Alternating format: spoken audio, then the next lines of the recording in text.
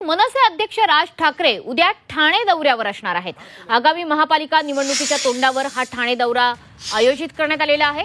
राज ठाकरे ठाण्यात बैठक घेण्याची देखील शक्यता आहे।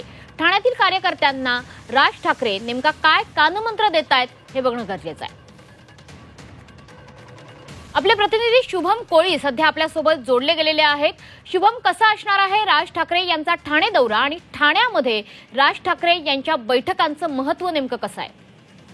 निश्चित आपण पाहिलं तर मनसे अध्यक्ष राज ठाकरे हे उद्या ठाणे शहरामध्ये असणार आहेत। ठाण्यातील जे मनसेचं मध्यवर्ती कार्यालय आहे त्याचा हा वर्धापन दिनानिमित्त मनसे अध्यक्ष राज ठाकरे जे आहेत उद्या उपस्थित असणार असले तरी देखील मात्र आगामी महापालिकेच्या निवडणुकीच्या पार्श्वभूमीवरती राज ठाकरेंचा हा ठाणे दौरा जो आहे तो असं सांगितलं जात आहे।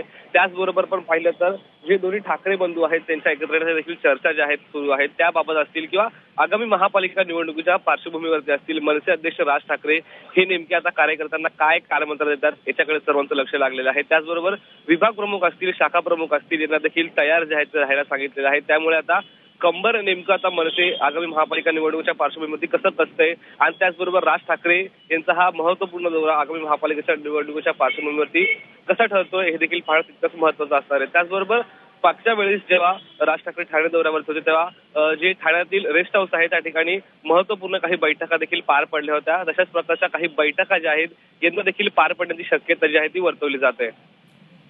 धन्यवाद शुभम, दिलेल्या या सविस्तर माहितीबद्दल।